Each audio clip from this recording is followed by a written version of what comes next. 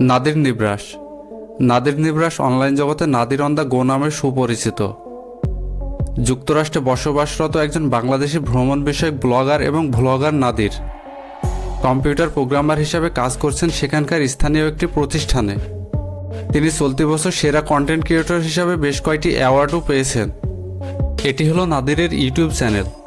Nadir content creator হিসেবে ইউটিউবে join করেন 22 অক্টোবর 2020 সালে। তার ইউটিউব চ্যানেলে মোট সাবস্ক্রাইবারের সংখ্যা হলো 1.71 মিলিয়ন। তার ইউটিউব চ্যানেলে এ পর্যন্ত মোট ভিডিওর সংখ্যা হলো 730টি। তার ইউটিউব চ্যানেলে মোট ভিউর সংখ্যা হলো 1.21 বিলিয়নের মতো। তো বন্ধুরা, এখন জানতে চলেছি নাদির দেশ বিদেশে ভ্রমণের প্রতি এত উৎসাহী হলেন কেমন করে, তার ব্লগিংয়ের শুরুটা কিভাবে। ছোটবেলা থেকে পরিবারের সাথে দেশ বিদেশে ঘুরে বেড়ানোর স্মৃতিগুলো তার কাছে অনেক প্রিয় ছিল।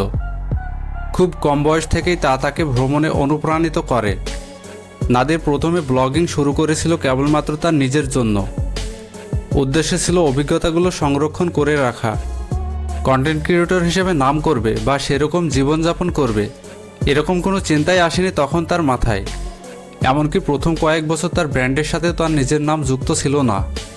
তবে প্রথম ভিডিও বানানোর সময় থেকেই তিনি এই কাজকে অনেক ভালোবাসতে শুরু করেন। তবে নাদির বিভিন্ন দেশে ভ্রমণে গিয়ে নিশ্চয়ই নানা চ্যালেঞ্জের মুখোমুখি হন। আসুন সে বিষয়ে জেনে নেই।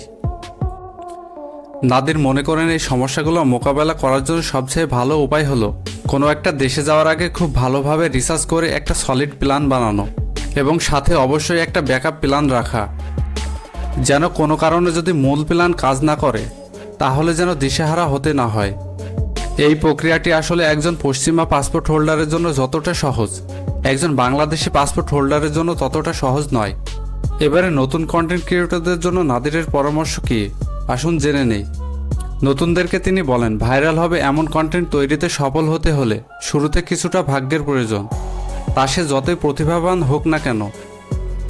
ভিডিও কন্টেন্ট তৈরির মতো একটি অনিশ্চিত আয়ের পেশার উপর পুরোপুরি নির্ভর না করে পাশাপাশি অন্য একটি নিশ্চিত আয়ের উৎস বা কাজ থাকা ভালো।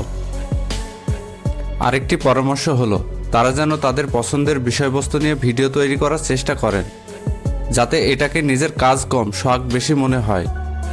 কারণ প্রথম সাফল্য দেখা পেতে প্রায় অনেকটা ধৈর্যের প্রয়োজন হয়, যেটা সাধারণত সবার থাকে না। তাই ধৈর্য ধরে লেগে থাকতে হবে।